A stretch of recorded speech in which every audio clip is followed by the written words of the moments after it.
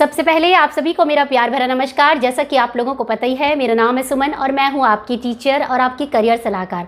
प्यारे बच्चों, कई दिनों से बच्चे लगातार मुझे कमेंट करके पूछ रहे थे कि मैम ये बताइए कि जो CUET बीएड है जिसके रजिस्ट्रेशन अभी वर्तमान में चल रहे हैं और 5 मई अंतिम तिथि है, और जो सामान्य बीएड है उसमें अंतर क्या है। क्या CUET बीएड करने के कोई अलग से फ़ायदे, क्या आने वाले भविष्य में ऐसा होगा कि CUET के जो बच्चे होंगे जो बीएड यहाँ से करेंगे उन्हीं को नौकरी पहले मिलेगी, या कुछ अलग प्रकार का रिजर्वेशन होगा CUET बीएड के बच्चों के लिए।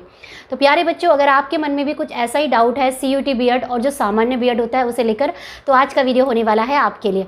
क्योंकि आज के वीडियो में मैं CUET के बारे में तो जानकारी दूंगी, चाहे आप UG कोर्स में ले रहे हैं या PG में, यानी कि UG मतलब 12वीं के बाद अगर आप CUET एंट्रेंस एग्जाम देंगे तो उसके क्या फ़ायदे होंगे, या आप बीएड इत्यादि करेंगे तो वो सारी जानकारी आज के वीडियो में मैं आपको दूंगी।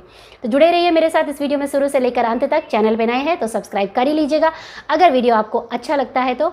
और इसके साथ साथ कोई करियर हेल्प चाहिए तो फ़ोन करके पूछ सकते हैं, जिसकी की फ़ीस होती है मात्र 99 रुपीज़। तो चलिए बच्चों, स्टार्ट करते हैं अपना आज का वीडियो, जो कि होगा CUET बीएड के बारे में और जो सामान्य बीएड के बारे में। तो प्यारे बच्चों, CUET बीएड और सामान्य बीएड को समझने से भी पहले आप ये समझिए कि हमारे पास नॉर्मली जो यूनिवर्सिटीज़ होती हैं वो कितने प्रकार की होती हैं। तो देखिए, आज की वर्तमान की अगर मैं बात करूँ तो यूनिवर्सिटी स्टेट यूनिवर्सिटी होती है, जो कि आपके राज्य में जो चलाई जाती है, स्टेट द्वारा चलाई जाती है। दूसरी होती है सेंट्रल यूनिवर्सिटी, जो कि डायरेक्टली केंद्र से कंट्रोल होती है। और कुछ होती है डीम्ड यूनिवर्सिटी इत्यादि, और कुछ सेल्फ फाइनेंस यूनिवर्सिटीज़ भी होती है, ठीक है, जो अपनी ही यूनिवर्सिटी होती है। 4 प्रकार की यूनिवर्सिटी है। इसी के आधार पे आपको CUET बीएड और सामान्य बीएड में अंतर समझ में आएगा। तो प्यारे बच्चों, CUET बीएड और जो सामान्य बीएड है उसके अंतर को हम समझेंगे पॉइंट में 1 बाय 1। देखिए, CUET बीएड के बारे में तो हम बाद में बात करेंगे, पहले हम बात करेंगे जो सामान्य बीएड है, और जो वो बीएड है जिसे करते हुए हमारे जितने भी बड़े दीदी आंटी या जो भी हमारे भैया लोग थे उनको भी सामान्य बीएड करके सरकारी नौकरी प्राप्त हुई है। तो सामान्य बीएड, जैसे कि आपको पता ही है, ये वही बीएड है जो कि आपके हर राज्य में स्टेट यूनिवर्सिटी कराती है। एंट्रेंस एग्जाम होता है, उसकी कोई एलिजिबिलिटी क्राइटेरिया होती है कि 50% होने चाहिए, और आपका ग्रेजुएशन कंप्लीट होना चाहिए या फाइनल ईयर इत्यादि में होने चाहिए। और एंट्रेंस एग्जाम क्लियर करने के बाद आप मेरिट में जब आते तो आप जिस राज्य में रहते हैं बच्चे उसी राज्य के जो बीएड होता है वहाँ पे प्रेफर करना पसंद करते हैं। अगर आप मेरिट में आते तो सरकारी कॉलेज मिलता है, और नहीं आते तो उसी राज्य में जो कि उस स्टेट यूनिवर्सिटी से एफिलेटेड प्राइवेट कॉलेजेस थे, आप वहाँ से बीएड कर सकते थे। तो ये होता था सामान्य प्रावधान।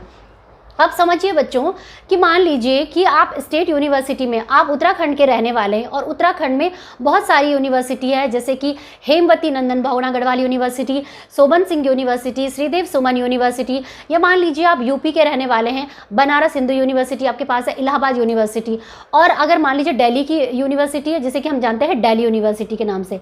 तो होता क्या था बच्चों, जब तक CUET नहीं आया था, ठीक है, जब तक CUET नहीं आया था तो बच्चे को क्या करना पड़ता था। मान लीजिए वो चाहे जम्मू कश्मीर का बच्चा है, या कन्याकुमारी का बच्चा है, या ईस्ट से लेकर वेस्ट तक गुजरात का बच्चा है, उन्हें क्या करना पड़ता था कि अगर जैसे दिल्ली यूनिवर्सिटी जैसे बड़ी यूनिवर्सिटी, या बनारस हिंदू यूनिवर्सिटी जैसी बड़ी यूनिवर्सिटी, यहाँ पे एडमिशन लेने के लिए या यहाँ के बीएड एंट्रेंस एग्जाम को देने के लिए क्या करना पड़ता था, सबका अलग अलग एंट्रेंस एग्जाम में बैठना पड़ता था, उसकी फीस भरनी पड़ती थी, उसके एग्जाम के लिए जाना पड़ता था, और कहीं ना कहीं इस पूरे प्रोसेस में उसको इन्वॉल्व होना पड़ता था, ठीक है। तो मान लीजिए अगर आप उत्तराखंड के रहने वाले, तो आपको लगता है कि मैं उत्तराखंड की हेमवती नंदन बहुगुणा गढ़वाल यूनिवर्सिटी से भी बीएड यहाँ पे अच्छा है, तो यहाँ के भी आपको फॉर्म भरने पड़ते थे।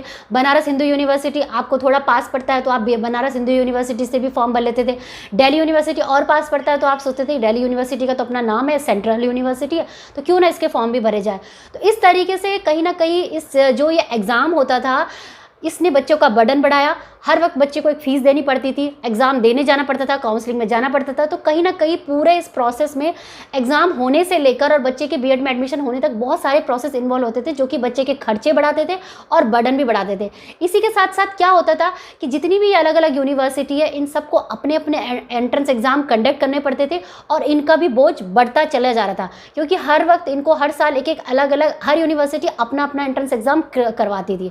तो बच्चे के साथ साथ यूनिवर्सिटी का भी कहीं ना कहीं बोझ बढ़ रहा था। तो इसी चीज़ को ध्यान में रखते हुए इसे कम करने के लिए ये सोचा गया एजुकेशन में कि क्यों ना हम कोई ऐसा रास्ता, ऐसा दरवाज़ा बनाएं कि जिसमें बच्चे एक एंट्रेंस एग्ज़ाम को दें, और वो चाहे तो कि भारत की किसी भी जो सेंट्रल यूनिवर्सिटी है उसमें अपने कोर्स का सपना देख सकती है।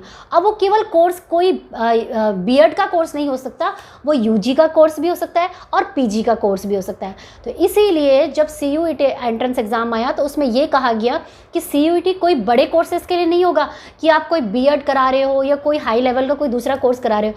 सीयूईटी को एक ऐसा रास्ता रख दिया गया कि जो कि यूजी कोर्स में भी होगा। 12वीं के बाद अगर बच्चा चाहे, उत्तराखंड का बच्चा, जम्मू कश्मीर का बच्चा, कन्याकुमारी का बच्चा ये सपना देख सकता है कि वो भारत की जैसे दिल्ली यूनिवर्सिटी या कोई भी बड़ी, बनारस हिंदू यूनिवर्सिटी, कोई भी बड़ी यूनिवर्सिटी में कोई भी अपना यूजी और पीजी कोर्स को करने का सपना देख सकती है सीयूईटी एंट्रेंस एग्ज़ाम को देके। ठीक है, तो बच्चों इसीलिए सीयूईटी आया। सीयूईटी में क्या है बेसिकली, देखिए आपको एक एंट्रेंस एग्ज़ाम देना होता है और बच्चे के पास चॉइस होगी कि वो एक ही फीस को देखें। 1000 रुपये फीस होती है या 750 या 500, वो डिपेंड करता है कि आप यूजी या पीजी कोर्स में लेते हैं, या 1000-1200 से ज़्यादा फीस नहीं होती है।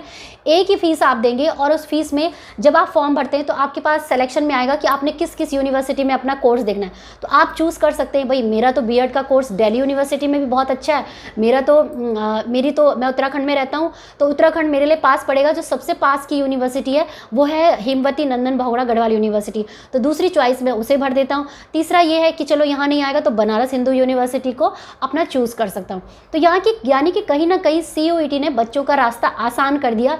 एक एग्ज़ाम को देख के बच्चों के पास चॉइस दे दी कि आप अपनी यूनिवर्सिटी को चूज़ करिए, एग्ज़ाम में बैठिए, एग्ज़ाम को क्रैक करिए और यहाँ से आराम से अपना कोर्स करिए। अब ऐसा नहीं होगा कि आपको हर यूनिवर्सिटी का अलग अलग फॉर्म भरना पड़ेगा, फिर एंट्रेंस एग्ज़ाम जाने पड़ेगा, उतना आपका टाइम खर्च होता है, खर्चा लगता है, बस का किराया, रहने का किराया, बनारस हिंदू यूनिवर्सिटी के सेंटर कहाँ पड़ते हैं, ये सारी चीज़ें, मतलब इन सारी चीज़ों के बचने के लिए सीयूईटी ने एक सिंपल वन स्टॉप सॉल्यूशन ढूंढा। और वो वन स्टॉप सॉल्यूशन यही था कि चाहे आप यूजी कोर्स में एडमिशन ले रहे, चाहे पीजी कोर्स में ले रहे, भारत के किसी भी कोने के बच्चे हैं, किसी भी यूनिवर्सिटी, सेंट्रल यूनिवर्सिटी में अगर आप आपका कोर्स का सपना देख रहे हैं तो आप सीयूईटी एंट्रेंस एग्ज़ाम दीजिए, क्रैक करिए और यहाँ पे अपने कोर्स को करिए। ठीक है बच्चों, और बाकी ये है कि बच्चों कि जो स्टेट यूनिवर्सिटी है वो भी अपना बीएड कराती है। ऐसा नहीं है कि जो स्टेट यूनिवर्सिटी का बीएड है उसकी कम वैल्यू है, उसकी वैल्यू भी उतनी है। सिर्फ फ़र्क इतना होता है कि जो ये सीयूईटी एंट्रेंस एग्ज़ाम होता है इसमें बेसिकली भारत की वो यूनिवर्सिटी होती है जो कि सेंट्रल यूनिवर्सिटी होती है, सेंट्रली फंडेड यूनिवर्सिटी। अब देखिए सेंट्रल का मतलब क्या है, देखिए जैसे कि भारत है, भारत में भिन्न भिन्न राज्य हैं, तो कुछ राज्य जो होते हैं जिन्हें कि हम यूनियन टेरिटरी के नाम से जानते हैं, ये जो कि डायरेक्टली सेंट्रल गवर्नमेंट के अंडर में आती है, उसी प्रकार के हर राज्य में कुछ यूनिवर्सिटी होती है, कुछ सेंट्रल यूनिवर्सिटी होती है, कुछ स्टेट यूनिवर्सिटी होती है। तो स्टेट यूनिवर्सिटी का जो जिम्मा होता है वो वहाँ की जो सरकारें वगैरह होती है वो उसी के कंट्रोल में होती है। लेकिन जो सेंट्रल यूनिवर्सिटी होती है, अब जैसे बनारस हिंदू यूनिवर्सिटी है, तो बनारस हिंदू यूनिवर्सिटी को केवल स्टेट ही नहीं देख रहा है, वो सेंट्रल से पूरी कंट्रोल हो रही है। तो उनका जो पूरा सिस्टम है, पूरा प्रोसेस है, जो पूरी गाइडलाइंस है, जो पूरे प्रोटोकॉल और सिस्टम, सिलेक्शन प्रोसेस, जो सब कुछ होगा ना वो सेंट्रल देखेगा। इसीलिए जो सीयूईटी का जो एंट्रेंस एग्ज़ाम होता है, चाहे यूजी चाहे पीजी कोर्स में, उसमें आप देखते हैं कि इसका जो जिम्मा लिया है वो एनटीए देख रही है, जिसे कि हम जानते हैं नेशनल टेस्टिंग एजेंसी। और समर्थ की वेबसाइट पे जाके आप अपना लॉगिन करते हैं, फॉर्म भरते हैं, ये सब चीज़ें होती है। बाकी जब आप अपने स्टेट का करना चाहे तो उसके लिए अलग प्रोसेस होता है, उसका जो कॉम्पिटिशन होता है वो स्टेट के बच्चों के साथ होगा, बाहर के पूरे ऑल इंडिया के बच्चे उसमें नहीं बैठते हैं। लेकिन जब आप सेंट्रल यूनिवर्सिटी को चुनते हैं और ऑल इंडिया बेसिस पे ये एग्ज़ाम होता है तो वहाँ पे पूरे भारत के बच्चे बैठेंगे और आपका कंपटीशन थोड़ा टफ हो जाता है। तो फ़र्क इतना ही होगा कि कंपटीशन ज़्यादा होता है, स्टेट वाले में थोड़ा कंपटीशन कम होता है, आपको आसानी से सीट मिल जाती है। सेंट्रल वाले में कंपटीशन ज़्यादा होता है तो सीट मिलना थोड़ा मुश्किल हो जाती है। ठीक है, परंतु ये है कि अगर आपने सेंट्रल यूनिवर्सिटी में या बड़ी यूनिवर्सिटी में एडमिशन करना है, सस्ते फीस में करनी है, कम से कम फीस में, कम से कम खर्चे में, तो आपको मेहनत करनी ही पड़ेगी। ठीक है, तो ये दो ऑप्शन होते हैं बच्चे आपके पास बीएड करने के, कि आप सेंट्रल यूनिवर्सिटी को भी चुन सकते हैं, स्टेट यूनिवर्सिटी को भी चुन सकते हैं। दोनों यूनिवर्सिटी अपने आप में बहुत अच्छी है, इसका कोई फ़र्क नहीं पड़ेगा आने वाले भविष्य में कि आपने बीएड सेंट्रल से किया है या स्टेट यूनिवर्सिटी से किया है। ठीक है, ये केवल बच्चे की चॉइस है। सीयूईटी वालों ने ये नहीं कहा है कि आप लोग केवल हम लोगों से ही बीएड करें, आप चाहें तो ये बच्चे के पास चॉइस है कि वो अपनी यहाँ के स्टेट यूनिवर्सिटी को चुने या सेंट्रल यूनिवर्सिटी को चुने। ठीक है बच्चों, तो यही थी जानकारी CUET बीएड और जो सामान्य बीएड में अंतर क्या था। तो आई होप कि मैंने आपके इस बड़े अंतर को आपको अच्छे से समझा दिया होगा और इस वीडियो के माध्यम से आपको कहीं ना कहीं एक छोटी सी हेल्प और छोटी बहुत अंडरस्टैंडिंग थोड़ी बहुत हो गई होगी दोनों बीएड के बारे में। अगर हुई है तो चैनल को सब्सक्राइब करिए जल्दी जल्दी, क्योंकि मैं अपने इस चैनल के माध्यम से लगातार आप लोगों तक टीचिंग और लर्निंग से संबंधित काफ़ी महत्वपूर्ण वीडियो पहुँचाती रहती हूँ। अगर आपको भी कोई आने वाले भविष्य में कोई भी वीडियो या कोई भी करियर हेल्प चाहिए तो आप निश्चित रूप से मुझे फ़ोन करके पूछ सकते हैं, जिसकी की फीस होगी मात्र 99 रुपीज़। तो बस बच्चों, यही था आज का वीडियो को देखने के लिए बहुत बहुत धन्यवाद। मिलेंगे मेरे कुछ नए अच्छे इंटरेस्टिंग वीडियो के साथ, तब तक के लिए जय हिंद, जय भारत, धन्यवाद, सत्यमेव जयते, धन्यवाद।